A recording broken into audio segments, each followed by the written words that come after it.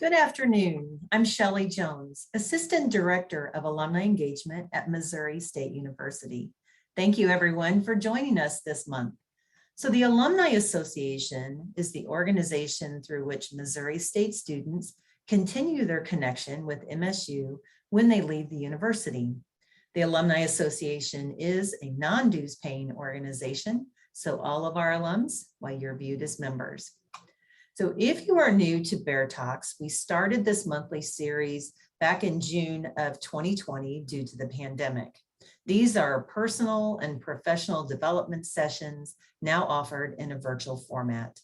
So how today's webinar will work. We can't see or hear you. Please use the Q&A feature to type in your questions. Panelists will be answering those questions during the last 15 minutes of today's program. Today's session is being recorded and all registrants will receive a follow-up email by the end of the day on Monday from me with additional resources, contact information for panelists, a brief survey, the recorded link, and information about upcoming events, including Homecoming, which is coming up October 15th and 16th. Unfortunately, due to time limitations, we won't be able to get to all of our questions.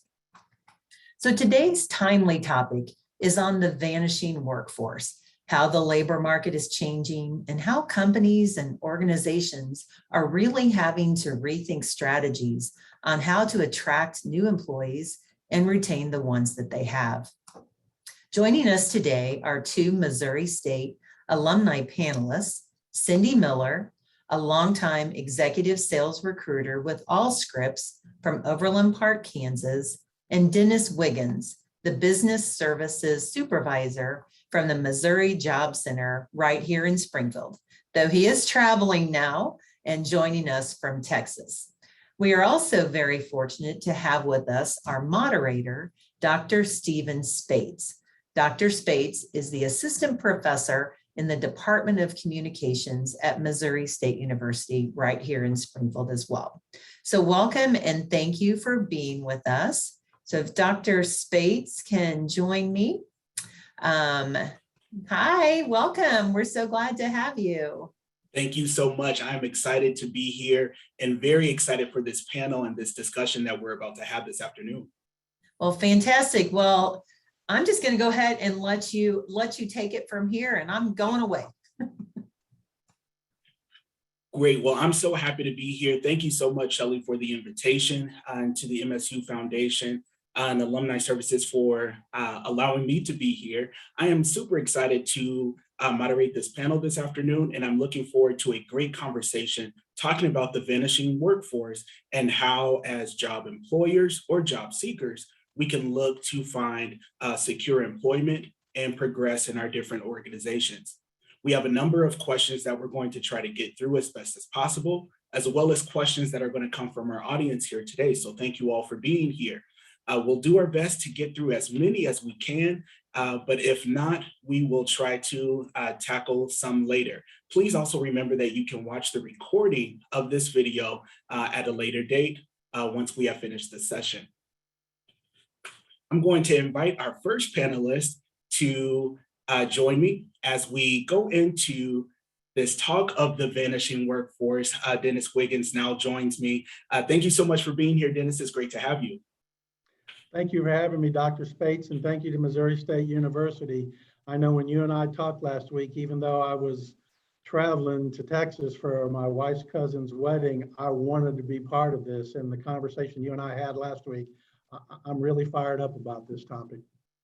Same here, and we're so excited to have you and appreciate you being here. I'm going to get right into our questions and go into this conversation of the vanishing workforce. And one thing we want to think about is the job workforce itself is changing. And those who are seeking jobs or looking for employment are starting to change the look and feel. And so one question I have for you is that as an employer, should I be trying to keep my baby boomer talent or recruit new baby boomer talent that may be looking to keep working for a few more years? Like we discussed the other day, and I've shared this with numerous employers over the last few months, we are in the midst of what is a demographic drought, if you will, a sans-demic. And this has been setting up for a long time. I mean, it's been coming for a number of years that the baby boomers, just like myself, are continuing to retire at 10,000 plus a day. And the pace of that has even increased since COVID came about for a variety of different reasons. And then just the birth rates of generations after baby boomers, whereas my generation, a family may have 3 to 4 children. It's gone down to just a couple children. So the sheer numbers with the number of boomers that are retiring every day and not enough folks in the workforce, there is certainly a place for boomers to continue to work for a number of years.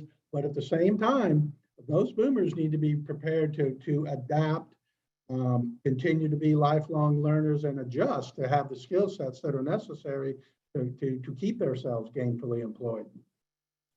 And so for employers, it's okay if they're trying to hold on to their talent. They don't necessarily need to get rid or try to force retire their employees.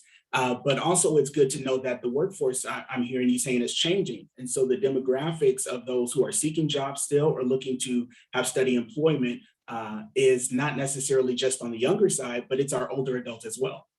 Yes, sir. And certainly, most folks are seeing that multi-generational workforce. We have more generations in our workforce now than we ever have, from the boomers to the X, the Y, the millennials, and now the Z generation is coming in that.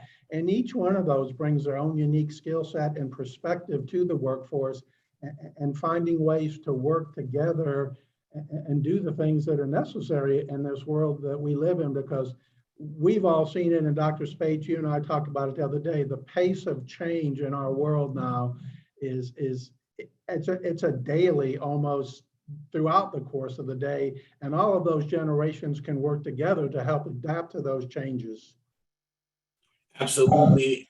I think that is a great point. And I want to circle back just to kind of check in and see who we have here on the in our audience pool. We have many attendees happening right now. We want to see just kind of if we have those who are business owners, those who may be job seekers, if there are any current students who are looking and interested as well. So we have a poll that we're going to share here. I think that's coming up. So we want to know from our audience, which best describes you? Are you a job seeker, a manager or hiring manager, or are you a current student or other population? So those in the audience, you can please choose one of those options that best describes you, and we'll see who's in the audience this afternoon.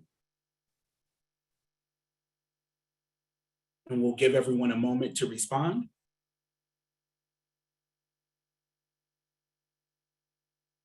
Okay, great. Let's look at the results here. It looks like about 11% are in the job seeker category. So we have those who are in the pool and looking. We also have many larger population who are managers or hiring managers at about 66% of our audience this afternoon. And we have some who are students or other populations at about 23%. So we have a good variety of individuals who are looking from both perspectives, those who are looking to join in organizations and those who are looking to bring those in. So that brings us right into our next question, which kind of takes us to those at the local level for county governments. What do you believe helps attract a county government to help them attract and retain talent? I think a perfect example is some things that are going right here in Springfield, Missouri. The quality of place initiatives that are happening, strategic planning to make Springfield, and I know there are other communities doing the same thing, but a place where people want to live and relocate to or stay and not move away from. I mean, Springfield has so many things to offer with the outdoor activities, the number of universities we have here. We have a lot of really nice restaurants. Overall, it's a relatively safe place to live, but it is incumbent on all of us, not just city and county governments, to promote that. I know our Springfield Chamber and the other chambers within our region are doing those things to promote the area also. And every single one of us has that opportunity every day when we interact with others to let people know how good of a place Springfield, Missouri, Southwest Missouri is for people to come and live. And I can speak to a couple large employers that we have worked with recently here in the Springfield area that are big names that folks are familiar with. And I know that they brought some staff up to 60 or 70 people from other locations to come with them in these new store openings. And they bring family members with them. You've got traveling spouses, children. So all of those things help our workforce. And it goes back to the theme from the very beginning that there just are not enough people. So we have to do everything that we can to encourage people to come here and stay here. Absolutely. I love that point of being able to make sure that the organizations that we're looking to recruit have a welcoming atmosphere that allows individuals and job seekers to be excited and happy to join those organizations. I'm going to stay right along those lines. I think you made a great point about the recruiting, and we have a lot of hiring managers and those in management positions in the audience this afternoon. And one thing that we could talk about is, will this projected workforce, as we begin to advertise for jobs and look for qualified candidates, does this shortage that's happening in the workforce necessitate relaxed hiring criteria and company-sponsored training post-hire? I think we have to be careful that we relax our standards too much. Certainly, the hiring process needs to be sped up in a lot of instances because it's truly a job seekers market, and that's not going to go away. Pinpointing more accurately truly what you need in a candidate so they have a greater awareness. There's no doubt, and we see it happening all the time, more employers are willing to train their employees, not just for those things that they need them to do in their careers at their organization, but even giving them an opportunity to better themselves to potentially leave that organization and go somewhere else someday. So it's just a change in outlook of, as much as anything, making the hiring process go along more smoothly, and it has to go more quickly these days. And so we're not necessarily talking about wiping away all requirements or, just letting, just hiring anyone no matter what, but just looking at the ways that we can maybe target and find good quality candidates, bring them into organizations, and maybe not make it so tedious to join the organization? You're exactly right. And I know the HR professionals, the recruiters, the talent acquisition folks are just overwhelmed these days. They were before COVID when the talent pool, and then COVID just flipped the world, and they had to develop policies that for their staff that were meant to just be short term, that are still ongoing. So things that could help them streamline the process would maybe take a little more off of their plate so they could focus on the challenges with recruiting, because it's tough out there. There's no doubt about that. And right along those lines too, I think I want to keep us right there. In your own analysis of the last 5 years or so, have you seen an increase in people changing industries or changing fields altogether? Those, kind of those changes happening after graduation in the career field?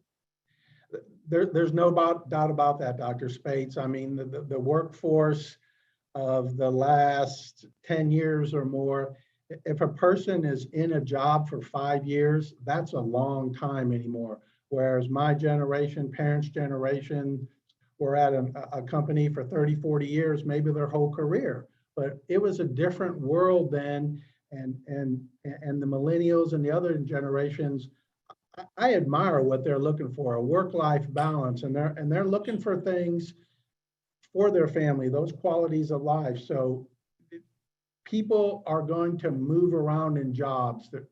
That again, just the world that we live in. I don't see us going back to 20, 30, 40 years at one organization.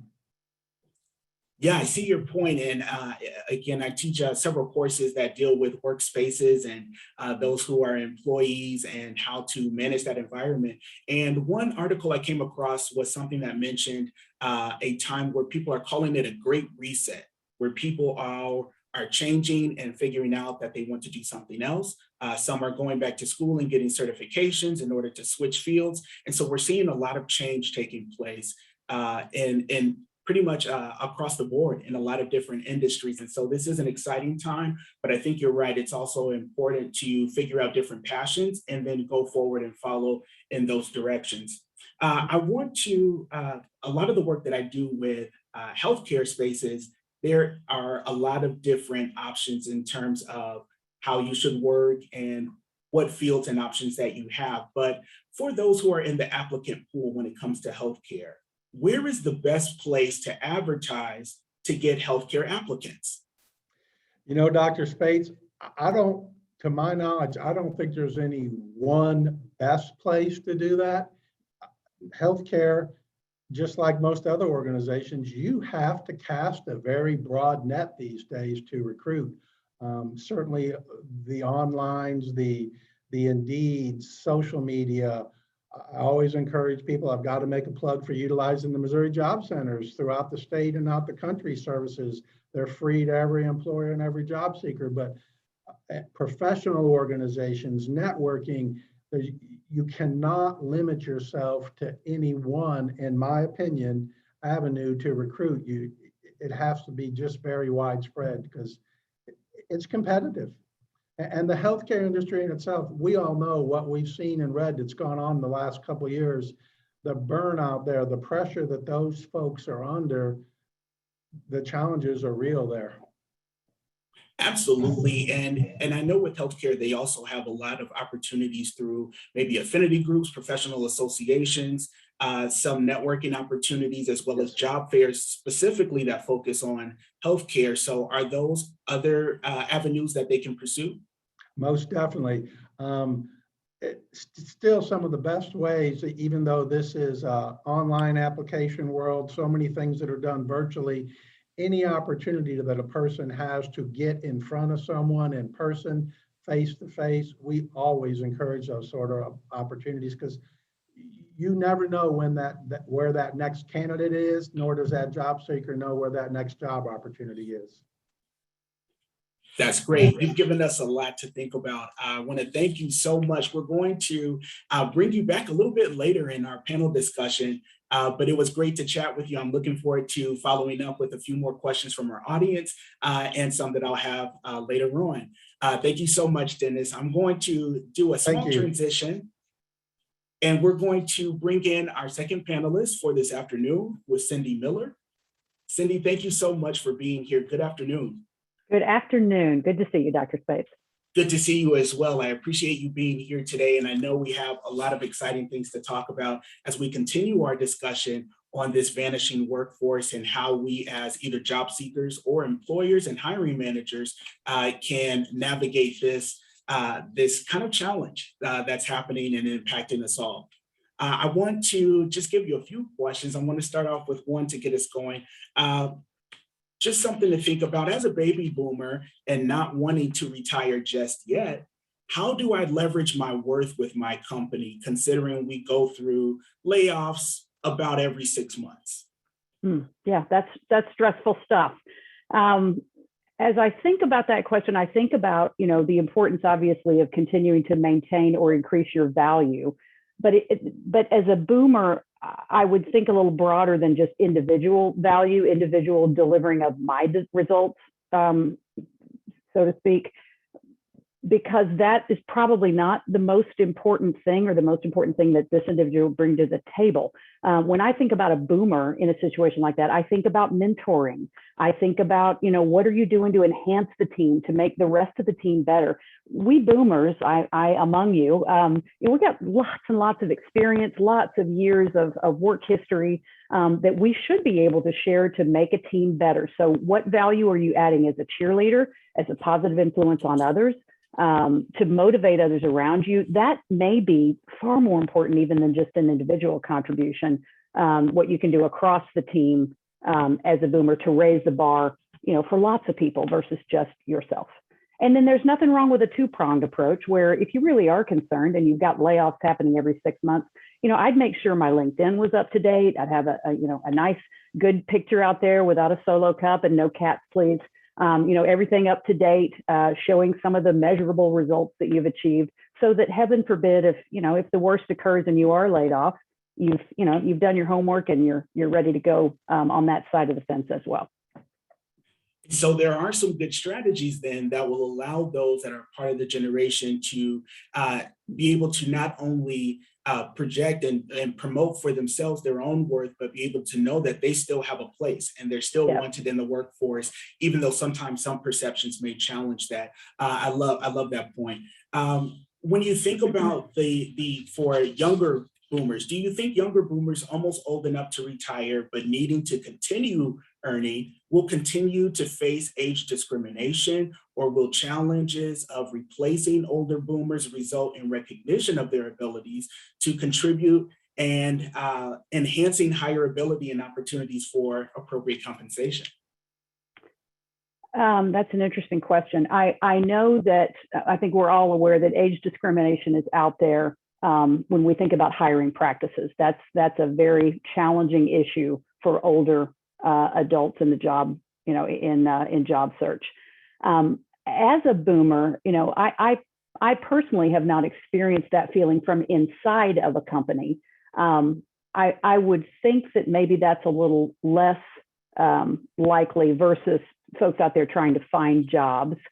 So for someone who is inside of a company and really feeling like they're experiencing age discrimination, I think I would counsel them to do the same thing I would with anyone who felt like they weren't advancing, they weren't being given the opportunities that they felt like they were ready for. I would prepare for my leadership, documentation of my results. I'd look at my job description and the things that are expected of me in my role. And I'd go sit down and say, tell me where I'm missing the boat. Tell me, I see others around me that are being offered additional opportunity and I'm not. Can you help me understand what I need to be doing that I'm not in order to advance myself? I think that's probably at least a first step to understand why things aren't happening for me that are happening for others in my workplace. Cindy, I really love that. It does make a lot of sense, as we sometimes forget to have these important conversations that can sometimes help us clear up some of the perceptions we may have in our own mind. And sometimes we challenge or have negative self-talk that may take us out of the game. And so having a good conversation with a supervisor or a coworker to reinforce and understand that you are still wanted and necessary to the workforce. I love that point.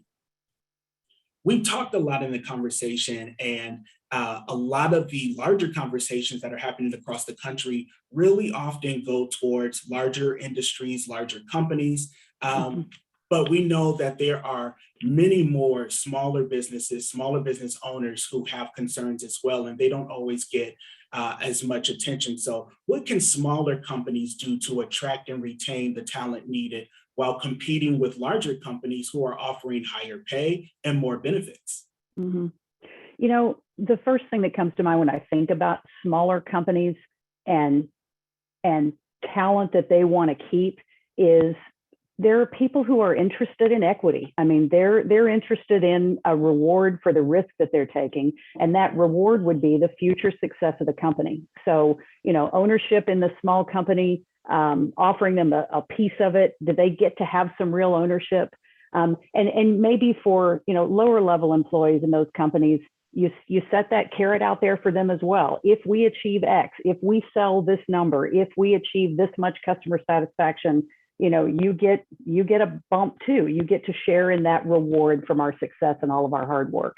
So when I think smaller company, I think equity. I think give me a piece, give me a carrot, give me something to shoot for, and I'll get there because I want whatever you're offering. And so that idea of having that investment, having a piece where there can be a balance, and maybe you're not necessarily receiving these larger packages like the larger companies have the resources to do, but you're still getting a slice that will pay off in the end, right? Is that? Well, and some people too, just another thought there, some people really do enjoy the intimacy of it. They just prefer working for a smaller company. A lot of us, you know the difference between the big bureaucratic, big companies and what they have to offer versus a smaller environment. So if you're offering people carrots and you're doing everything you can to create a culture where people want to come to work because they're rewarded and they're appreciated, and they've done studies that have shown that people are really hesitant in many cases to leave a role if they love the people they work with, if they love that environment. And I would think, that's something, if I owned a small business, I'd do everything I could to create, because you're right, man, the competition's ferocious out there. And what are you going to do to differentiate yourself, to make yourself a place where people want to come to work and they want to stay there? That's great. That's great. I love that point. I want to shift gears just a little bit. Let's talk about the service industry. We talked about healthcare a little bit earlier with Dennis, but I want to get to a question here. Some are curious to learn the data on the responses nationally by the service industry, particularly kind of the food service area, on hiring and retention. Things like raising the wages, greater effort to provide benefits, and so on. The results of these and other efforts to kind of find individuals and keep them. Yeah, well, because not only have to find the people, but they have to be drug free. And I mean, it's not just the service industries. We hear that with trucking. There's so many industries out there right now that are hurting. And you do see, of course, the benefits and the wages. You've also got companies looking at provisional hiring. So they still conduct that background check, but their competition is saying, hey, we love you, start tomorrow. So let's go ahead and start you. We'll wrap up that background check and hopefully everything will be just fine, but you'll already be on the payroll, which is something that's very appealing to a lot of folks. Another option that's becoming far more prevalent these days is paying by the day instead of by the week or biweekly or monthly. A lot of employers are scrambling to try to pay folks daily. In terms of getting the word out there, Dennis referred to several different options for advertising of jobs. I had one Springfield employer tell me that she literally is printing out flyers with QR codes where you can take your phone and scan the QR code and see all the job opportunities they have to offer. And they are driving around to parking lots in Springfield, Missouri, and they're putting them on cars. So it's creativity at its best, man. May the best man win. But folks are having to get really creative out there. Just trying to find things that will attract employees and keep employees. And those are a few of the things that I'm aware of that employers are trying at the moment, but it's tough out there right now, as Dennis alluded to as well. It is, and we're seeing so many hiring signs. We're seeing a lot of recruitment taking place, and so it is kind of a large market of availability that's taking place now. So our job seekers have a lot of opportunity. Speaking of which, there are some changes where people are starting to focus on not only where they're going to work, but how they're going to work. So as I think about the next question, one I have for you is, what is your stance when it comes to a 9-to-5 traditional schedule versus a window work schedule where there's flexibility? And window work tends to mean there's a core set of hours where everybody's going to be on board. But other than that, you've got flexibility. And, while you certainly can't do that for every single role, if you can, do it. This watching the clock thing versus managing, people's performance. Let people be remote. Let people have that flexibility. Hold them accountable, of course, for the performance that you are expecting for them to provide. But I'm aware of two companies here in Kansas City that are in the same industry. They compete with one another. One of them has said, hey, we used to have everybody have to live in Kansas City and work right here at our headquarters. Forget it. Be remote. We don't care where you work. We figured out that works just great. The other company has gone back to their expectation of, hey, everybody needs to be back in the office. We're going to maybe offer a little flexibility, but we'd like to go back to the way things were. And I think that's going to be a really interesting experiment. We'll see how that goes.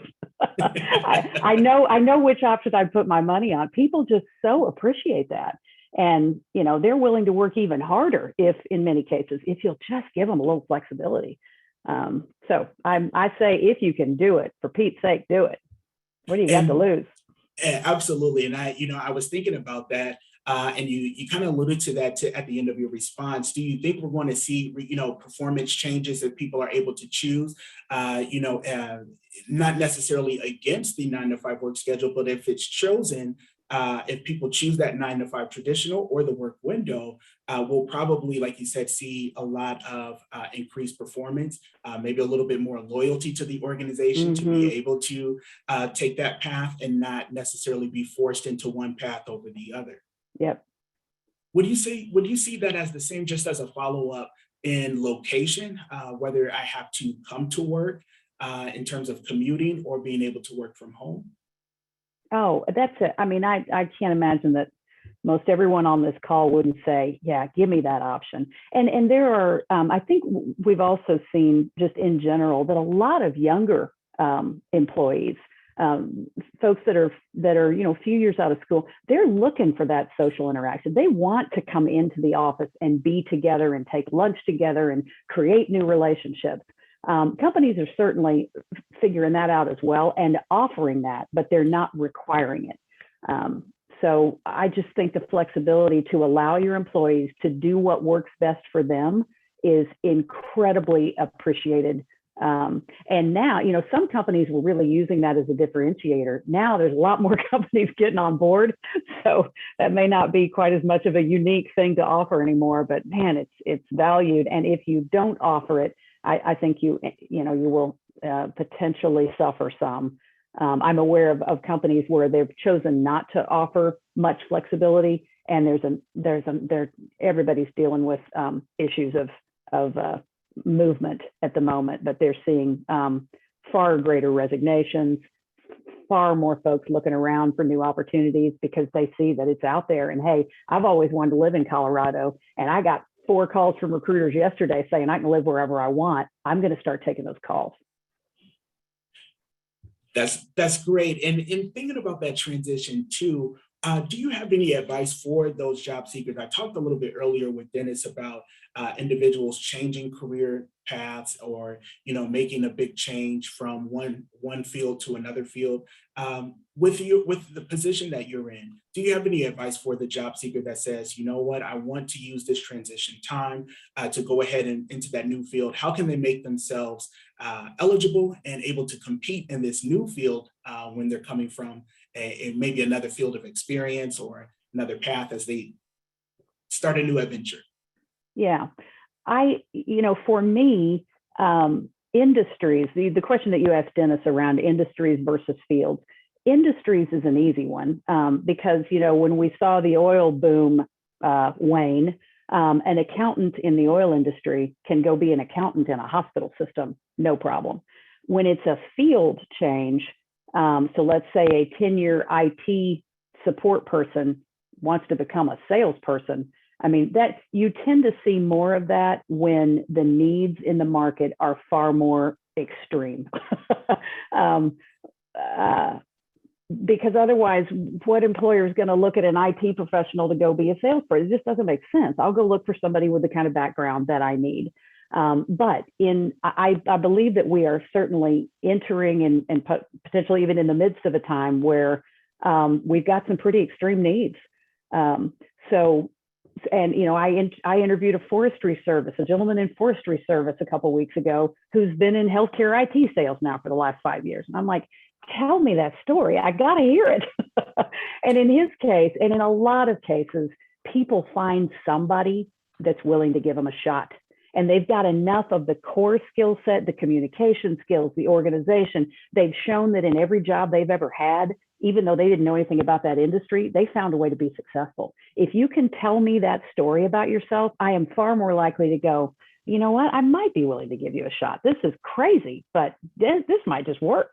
The other challenge for an IT professional of 10 years, though, trying to make a change to go be a salesperson, in my example, is that IT professional has built up a certain amount of salary, over that 10 years that may very well not equate to what's going to be an entry-level sales role.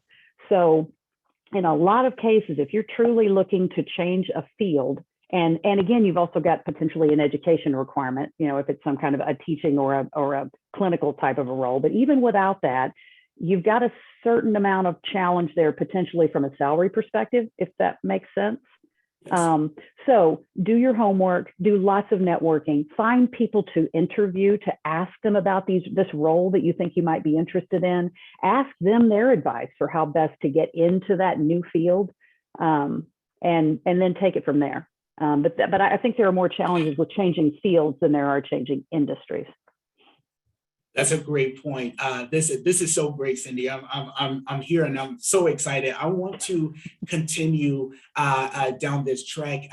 Thinking in terms of those lines, what tips can you have for employers who are from the other perspective as they look at these kind of new candidates to attract them and not necessarily look for sometimes those job requirements I'm thinking about can look a little daunting or a little discouraging when you look at them when it's asked for 5 years of experience or 10 years of experience or more as you're going into a field or a new field. How can we continue down that path of bringing in these transferred, I guess we can call them job seekers, who are starting this new path, but may feel a little like they're taken out of the game because they don't necessarily have those qualifications. I heard you talk about those transferable skills from their past experience, but for those who are recruiters, your hiring managers, what can they do on their end as well to keep in mind these new potential employees? Any advice for them? Well, if you're talking about from the hiring manager perspective and the job market is tight and you're just not seeing any candidates, if I hear you correctly, not seeing any candidates that meet your requirements, then as their recruiter, I would encourage them, let's sit down and let's take a step back and let's talk about what you absolutely, positively have to have in this new associate. What are those core things that are non-negotiables? And then, are there things now that we're requiring that we say we have to have that really we could, again, offer? We talked about the very first question you asked me about giving boomers or taking the opportunity to mentor. And could I take some of my current team? Do we have time? I mean, there's all kinds of issues here, but do we have time to take some of our more senior associates on the team and create a training program for somebody that's a great learner and a quick study? Could we bring them in with a core set of skills that are lesser than we're looking for now, and then create a training program of types where we could then, plan to take 6 months, but we'd get them up to speed and have them potentially be an incredibly valuable performer based on, kind of re-swizzling the way we're looking at the role and we're looking at associates that we consider. And some hiring managers, honestly, are just like, no, I can't, I don't have the bandwidth, no. But others, I took a Hellsberg diamond sales lady and she ended up being one of the top sellers. I mean, sold multi-million dollars to a major healthcare system a couple of years later because I found a hiring manager that would take a shot on her. I could see it in her eyes. She had fire in the belly like nothing I'd ever seen before. And I went and found a hiring manager that said, okay. And I remember people questioning that for a bit, but in the end, he did the right thing. He saw that core skill set, he got her trained up, and she did amazing things for him as a result. So, but you got to find hiring managers that are willing to open things up a bit, and that's hard for some. And it's a bit of an ask, right? We're asking about being flexible to the things that we've lined up as the ideal candidate, but taking a chance on someone, like you said, and being able to say, hey, we see the great potential and we're going to invest in you and see if we can get a return on that investment. And it sounds like there's a great possibility that if you take the chance, you can get a good return on some of these new employees. If you have the bandwidth to do the training that is required. Otherwise, they will fail. And I've seen that happen too. It's like, yeah, we'll give you a shot, but we aren't going to really invest because I don't have any team members that got any time to do that. So come on in and we're going to pray for you, I guess. I don't know. That doesn't work very well. Great point. The training and the education is a big part of it as well for the success. Yep. This is so great. I'm going to transition. I'm going to keep you here, Cindy, but I'm also going to bring Dennis back in as well. We want to continue with some more questions, and we're going to try to see if we can field some questions as well, Shelley, from the audience, and look into our Q&A. All righty, great. The first question, I have a couple of questions myself, so I'm going to add those in too. Now, Dennis, let's start with you because I know you have a very interesting background in how you received your degree. So you were in a job, you were applying for a job that required a bachelor's degree, and you want to tell a little bit about how you were able to get that later in life. It's amazing to me. In my current role, I had been reorged out of a company. had been utilizing the job center with that employer to help as a resource to find people. Then I found myself in a position that I was looking for work. Our director at that time approached me about the possibility of going to work for the business services team, which was not even on my radar. It did require that you have a college degree. I was hired with the idea that I would go back to school and finish up my degree. At that time, my wife was working at Missouri State University, and she had been encouraging me to go back to school and finish my degree. And I was just really nervous about that. But at that time, 5 years ago, they had just rolled out their Bachelor's of General Studies degrees for people like me. And I had 126 hours. When they did my degree audit, they determined I only needed to take one more class to complete my degree. How could I not do that? I mean, everything just lined up with the opportunity for this new job, a chance to go back to school and actually complete my degree, prove to myself that I could do it, to our teenage boys now that I could do it. Didn't even tell my parents that I was going back to school at that time until I actually knew that I was going to pass the class. Constitutional law is the class I had to take. And they came to the graduation. I knew I wanted to walk when that opportunity presented itself. So that Bachelor of General Studies program that Missouri State rolled out 5 years ago, I know has helped a lot of people just like me.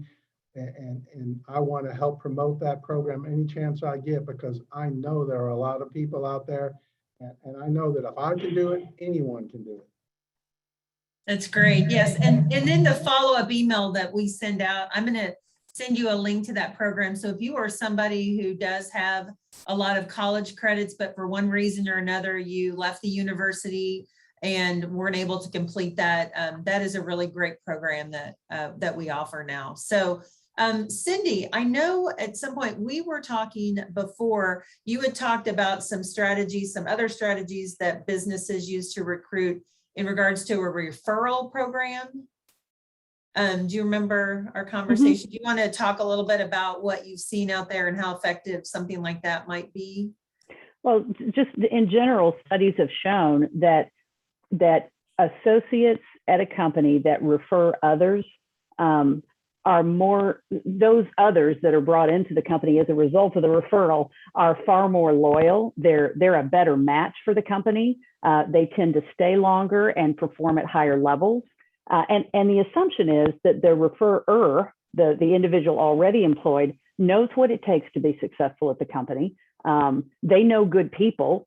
And so when they bring them in, we actually compensate the referrer a dollar amount for a successful referral that they bring into the company. And that's a great way to try to find additional talent, encourage your own team members. Hey, who do you know that we should be hiring here to do some of these jobs? Nobody better than you to refer us to some good folks to speak with and potentially bring into the company. So referral programs exist in many, many companies and can be very successful programs.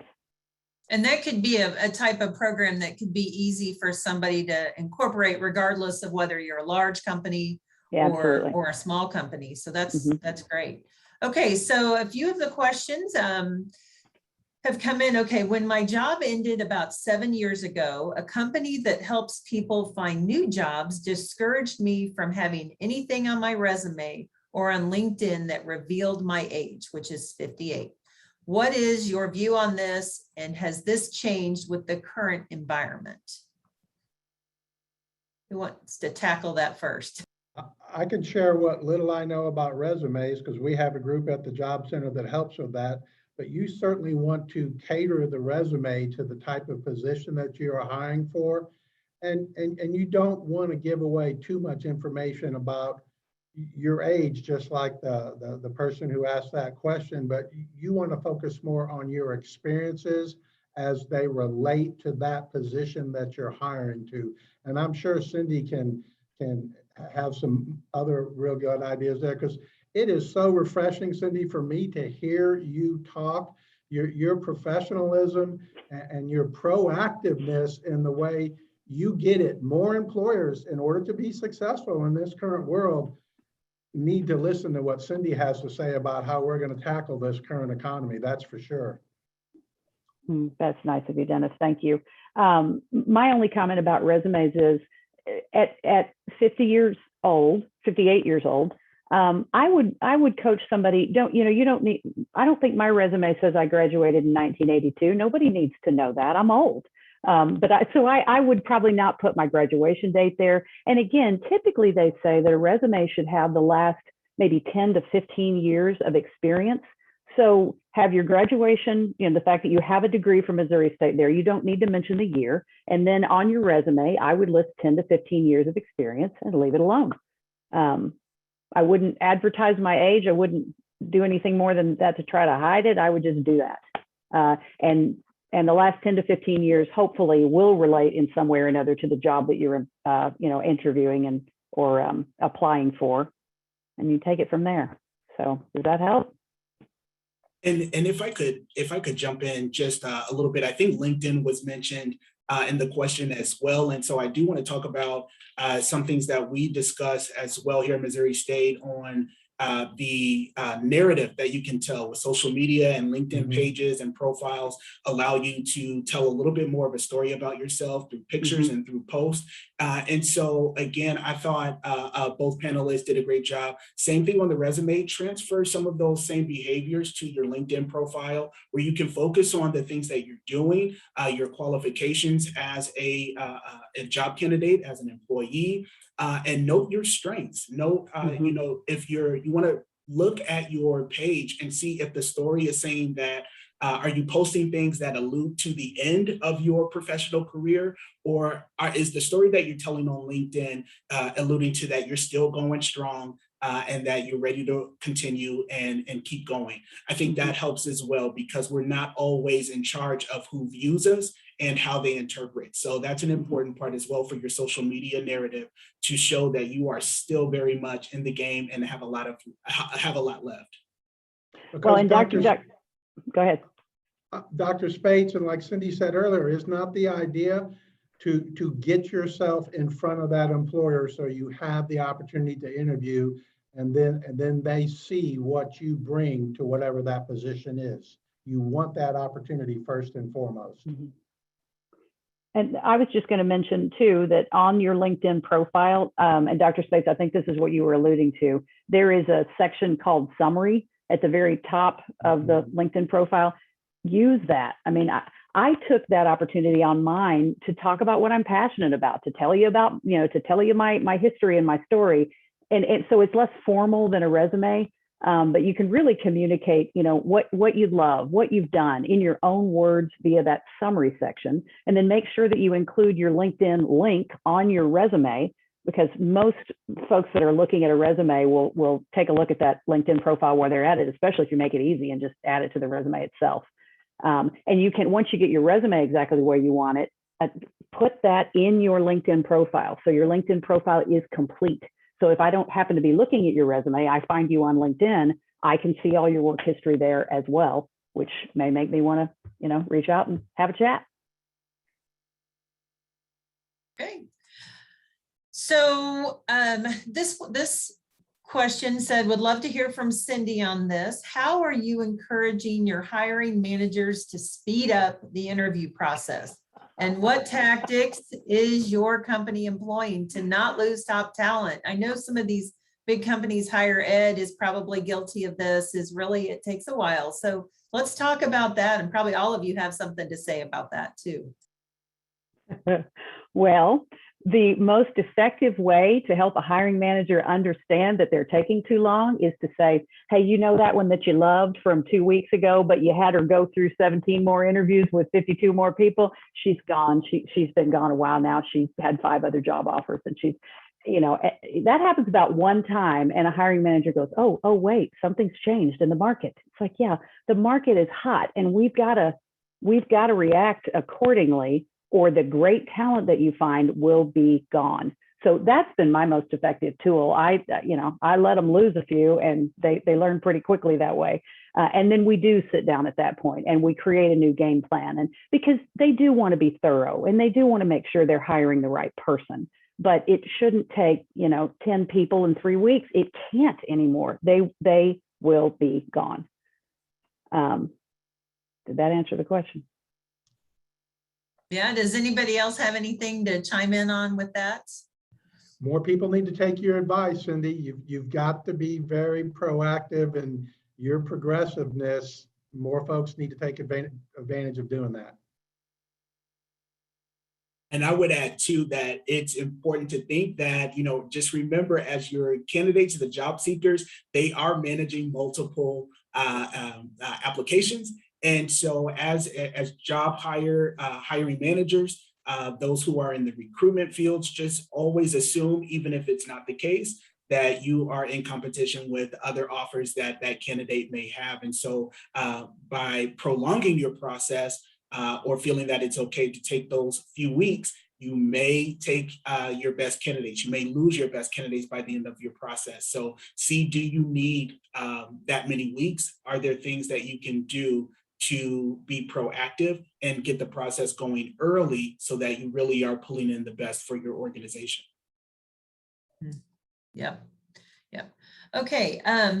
For those, let's see, how long is the average hiring process from calling to setting up interviews to the first day of work? And I think we've just talked about it needs to be quicker. So what does anybody have to say about that one? It depends on the role. I mean, an executive level role can take significantly longer in many cases than an hourly role, where you just don't have the same level of vetting. And as I said, in some industries now and with some companies, they are literally doing provisional hiring to where you interview today and you start tomorrow. Some folks are offering sign-on bonuses. I mean, people are just, getting as creative as they possibly can in order to attract people, get them on board, and then pay them as quickly as possible. This new environment we're living in is wild. Seeing lots of creativity. And we think that the current environment and these incentives and things, do you feel like those are here to stay? Or do you think that it is, how much is pandemic related versus, hey, this is the new norm? From my perspective, this is the world we live in now. These are historical times. I've said it before, I think today. I know I have to Dr. Spates, and Cindy and I talked on the phone earlier this week. This is how it is. There just are not enough people. And I don't say that to upset employers. You just have to come to that realization, and you've got to continue to innovate and move quickly, because it's not going away. This is our world now. And Shelley, I want to jump in here and ask a quick question. I know we've got some job seekers in the audience this afternoon, and one thing in terms of them, I know myself as a professor, I get to cover these things in class, but for those of you in recruitment positions, what do you want to see most from those who are in the job market that are coming from with high school diplomas, that are finishing? What types of things do you want to see from those job seekers? And how can we as professors, as teachers, prepare students for this new and changing job market? I mean, there's always been concerns, but as we think about the things we've discussed today, how can we prepare our students for success? That's a great question. I think of two words, and that it's attitude and aptitude. Can they learn? Because whatever you teach them today is going to be obsolete in 2 years anyway. So can they learn? You better be able to learn. You better be interested in learning. And then the other pieces are the ambition and the energy, and are you easy to work with? And do you bring a great attitude to work every day? You can't teach attitude in high school and college, but you can teach people to learn. So I think it's that. It's you come to work with a great attitude, and I call it, when I'm talking to hiring managers and I'm sharing with them a candidate that's maybe not quite qualified, but again, they've had success in every industry or every role they've ever been a part of, and they've been able to tell me stories to where I was pretty confident that they were telling me the truth. It's, hey, she's a quick study. I mean, she's been successful everywhere she's ever been. She can pick up on stuff quick and roll. You know, you should chat with this young woman because, you know, she's good stuff. Follow up, you know, when you're applying for a role with a company, I can't tell you the number of folks I hear that say, well, I applied. I'm like, well, good for you. So did 200 other people. So how are you going to get the hiring manager's attention? What's your plan? Well, I'm just waiting. I'm like, boy, you're going to be waiting a long time. So how do you differentiate yourself, you know, with that ambition and energy and you got all that stuff, but how do you differentiate yourself? How do you get the attention of a recruiter or a hiring manager? And then follow up. After you have an interview, send a note. Nobody writes a handwritten thank you anymore. Be unique, be different, stay on top of things. Go out and find that recruiter on LinkedIn and say hi. Say your company is my dream job. I'd love to work here. I've got this, this, and this. 5 minutes of your time, and I promise you, I'd make you proud if you'd hire. Be creative, high energy, not stupid, but high energy, and prove that you are able to learn quickly. I guess that's my quick synopsis. And she is so all over it again, but as much as it's a job seeker's market too, folks, do not forget, certainly carry yourself with confidence, but stay humble too. Do not be disrespectful, because job seekers for the most part do have the upper hand right now, but kindness still matters, and doing those exact things that Cindy said that set you apart. My wife used to say, and she's been a professional for years, do you want to stick out or stand out? Which do you want to do? What do you want to be remembered for?